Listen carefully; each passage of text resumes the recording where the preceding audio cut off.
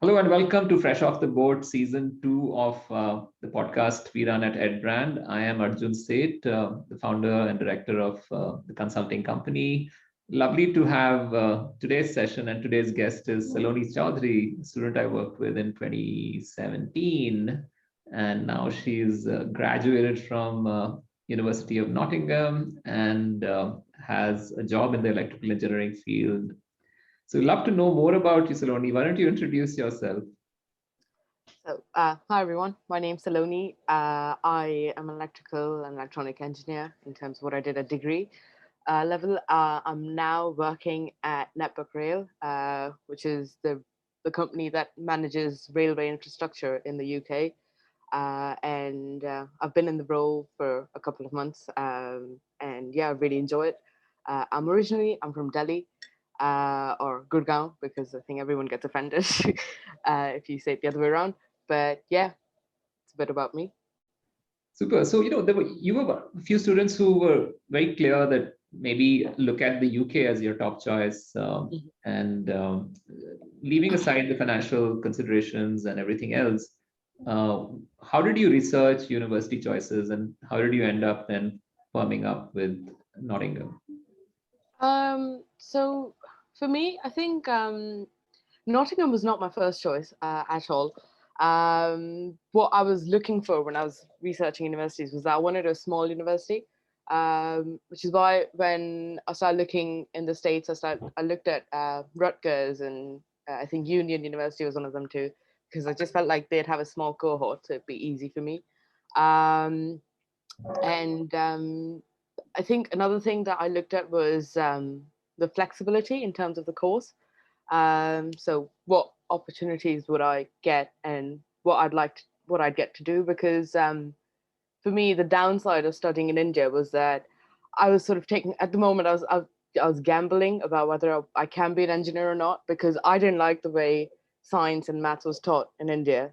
So I don't know if I didn't like the way it was taught, if I just didn't like the subjects.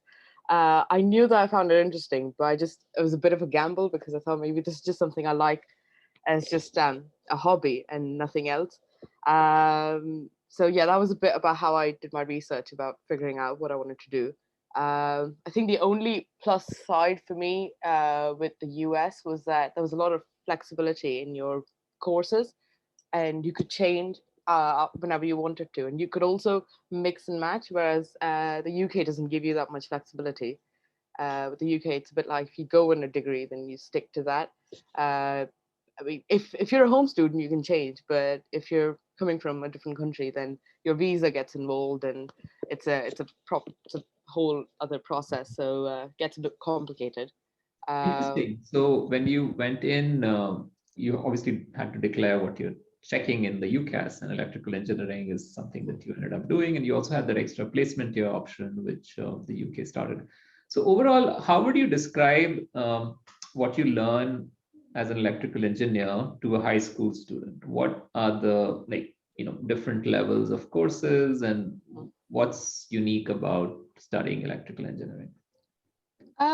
so the way the way I would describe studying engineering in a different country than as compared to India, first of all, would be that um, things here are very application based. So you learn because you see, rather than that because someone gave you a book and said you have to read 500 pages of it. So I think that's something that everyone really craves when they're studying in India, especially if you're in CBSE like I was. Just that practical approach, you don't get it. It's mostly just one practical a year, which is very simple and doesn't really include a lot. So I think if I wanted to talk about how engineering is different here, that's one of the biggest things, which is that you actually get to do things and play around with kit and bits and pieces and things like that. The other thing is, I think what electrical engineering is for me, it's a way of looking at how you solve problems. That was one of the biggest factors of engineering for me, which was just looking at how you can solve things and how you can fix things. There's obviously the technical side of it, of how things work, but also just that thought process of how do you troubleshoot. That was something that was very big for me in terms of engineering. I know a lot of people are very good at coding. I'm not. I'm not one of them. I knew from the first day of university that I couldn't code, and I think that made me very anxious because I thought, well, everyone does it, and I can't do it. But I think that's what's beautiful about electrical engineering and just engineering in general is that it's very diverse. So if you can't do one thing, it's fine. There's loads of other things that you can do, and you will find out over the years. You just need to give it time, and you need to be a bit patient. And also, you just need to try different things out. Just because one thing doesn't work doesn't mean that nothing's gonna work. Uh, which is where I thought, okay, maybe I can be an engineer. Maybe I don't make the wrong choice, and there is something here for me. So yeah. So yeah, I love the idea of seeing and then working on projects instead of cramming a book. So it's clearly apparent that perhaps you also got experiences like internships or projects that Yes. you did. Anything noteworthy which you feel young students thinking of studying engineering in the UK should know? Kind of opportunities you get to apply what you learn in the real world or shadow or intern. Mhm. Yeah, yeah, there is a lot. I mean, first of all, I think that people don't make uh, a good use of the resources that the universities offer. I've seen that a lot because a lot of the times I know people who are sort of struggling to figure out what they should do, where they should go, where there's a team sitting in their university that can tell them all of that and walk them through the process. So first thing would be that if there's a careers team at your university, go and talk to them because they will help you figure out one, what do you want to do, what you're interested in, and two, how you can actually go about getting that job in that particular field. And the other thing is that, and I tell everyone this, which is that if you're applying for to universities in the UK, you're obviously doing it because you want to work here. Well, or maybe not, but if you want to work here, then you should really go for a placement here, a degree that has that a year out, or even if it's a semester or something like that. But it really helps sort of put your foot in the door in a particular industry. For me, that was the one thing that really kickstarted uh, my my professional life, so to say, because I chose a company where they really wanted people to come and help them out and work with them. So I got responsibilities from day one, and I got to actually do a lot of things in terms of see how the railway works, how it can be made better, um, how can I have fun. I mean, I've never driven a car in my life, but I have driven a model train. So you get to do things like that. So I think if you're coming to the UK, you should definitely go for a degree that gives you that experience for a year or a semester or whatever amount of time. Right. So let's now segue into life on campus and small towns, small cities in the UK. Uh, what were your initial sort of impressions, and how did that change over the 4 years you were there? I think the first impression for me was, I think this is sort of with a lot of people, when you haven't been to the UK a lot, uh, UK for you stops at London. After London, you know there's Scotland up there, but then what's in the middle just goes over your head.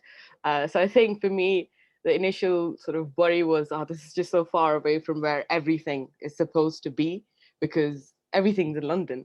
But then I was young and I just thought I'll work it out eventually. I'll do something. I had that optimism of just being out of home and really enjoying the freedom. So I think it's different in the sense that if you live in a student town, uh, everyone knows everyone, and I started enjoying that quite a bit. And I don't think London would have been like that, or I don't think another big city in any other country would have been like that because everything's really spread out. Um, I also got a campus experience, something that I mean that London doesn't have, for example, is that buildings are spread out all over the city, so everyone's in corners of the city, whereas where I studied in Nottingham, everything was in one place, so you could actually just call a place your home and be there and spend hours there and days if you wanted. So I think that was something that I learned those few years of just that, well, this is actually a student town. This is a place just for students. And if you're a student, you'll really enjoy it. If you're not, you're always annoyed about about the students because they're loud and they're always drunk. So yeah.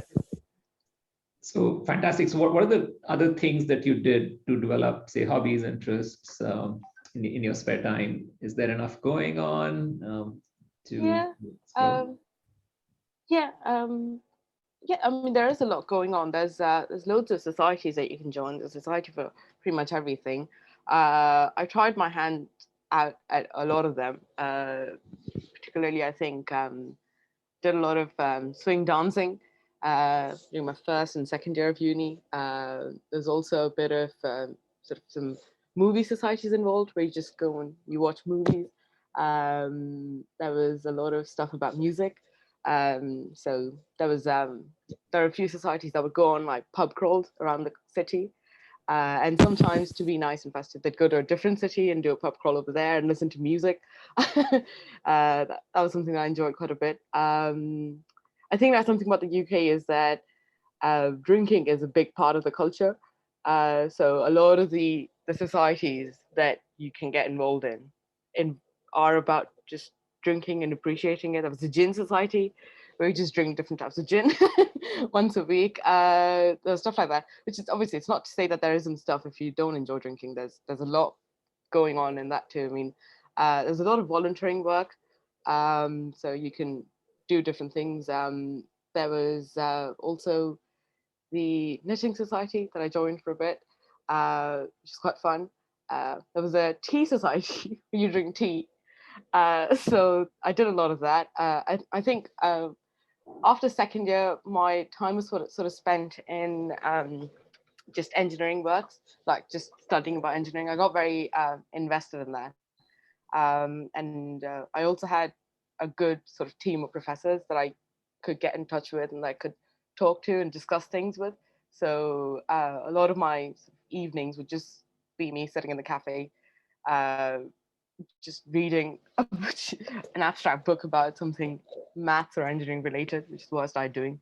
So yeah. Fantastic. Great Britain is part of Europe, but of course, there's so many opportunities to travel and do things. But do you think that becomes difficult, or just going out of Nottingham itself becomes challenging as a student when you get Uh, busy? yeah, it does. I mean, if you drive, it's perfect because you're kind of like in the middle. So if you drive, then you can go in all directions, and you'll get there. But otherwise, I mean, you have to take a train out. You can take a train out, but it's sort of like one goes north, one goes south, then one's gonna go east, but to a place that no one wants to go to. It's just like it's a village, and that's it. Yeah, no, I think London was 2 hours away. So if you wanted to get out, it was a bit difficult. But if you wanted to travel just in Europe, then there was an airport right next to Nottingham. So that worked out. Yeah, that was quite good because yeah, but that was just for Europe. So um, if you want to come back to India, for example, you'd still have to come down all the way to London or Birmingham and then leave. So yeah. It's been fantastic catching up, Saloni, and so delighted to do that after 4 years. So Mhm. thanks for reaching out, and it's going to be fun to just follow your journey through from here onward. One question about the visa which you get post studying. Mhm. So is it something that you, like in the US, you get for 3 years, or it's indefinite, or how does it work? So at the moment, there are two types of visas that you can get Mhm. after you complete your degree. So one is the graduate visa, which you get for 2 years, and in the graduate visa, you can do any job that you want. So there's no threshold, and there are no requirements. And the aim of the graduate visa is that you can work in other jobs that the work visa wouldn't allow you to work in, while you look for a job that can give you a work visa. And then the other visa is obviously the tier two. I think no, it's called the skilled worker visa now. So that's the one that I've got. And the way it works is that you and the company that you're working with, you can decide on the duration of your visa. So it can either be 2 years, it can be 3 years or 4 years. It's completely up to you, uh, and how long they think they want you to work for. I went with a 2 year visa, a 2 year duration, just because it was very expensive to apply for a visa for 3 to 4 years. Just they want a lot of money basically, which is why I couldn't do it. But it is possible. I mean, and most companies they because I think Brexit has become very difficult and it's made life for people here difficult, which is it's good if you're coming from India because if you come in, then they want you to stay for a long time. They don't really want you to go. And some companies offer to pay for it too. My company didn't because I work in the public sector, so it's a taxpayer's money, which is why you have to use it uh, sort of in a good way. But if you work in companies that have a lot of money and aren't in the public sector, then they do pay for your visa from the start to the finish. It's not that difficult, the process. It's especially if you're coming from a student visa, it's literally just you just send a copy of your passport and your residence permit, and then they do everything, and that so it's not that difficult. And that's it. I mean, even applying for a job, I know. I mean, even when I was moving, everyone was very worried about what I'd do after I graduate, but it's not that difficult to get a job in the UK. I mean, it's you just have to keep doing it, and you have to sort of have those contacts in place. You know, you need to know your industry and you need to know those things. But that's sort of for any job. I mean, even if I was applying for a job in India, I'd have to know things about that particular job in that industry. So it's a bit like that, and I think you just keep doing it. Just take a couple of if you're applying for a job, just take a couple of hours out every week and just send CVs in, and just keep doing it. Yeah, but it's not impossible.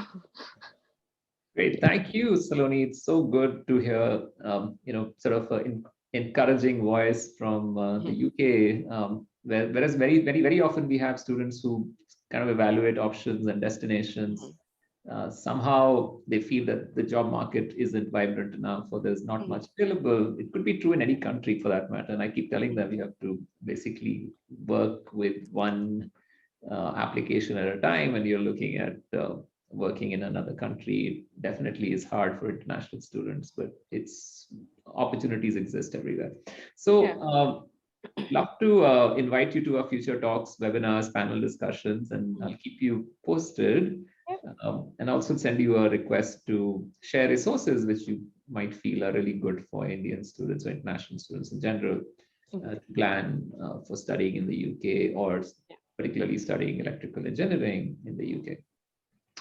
So look forward and so Yeah. long. Sounds good. Right.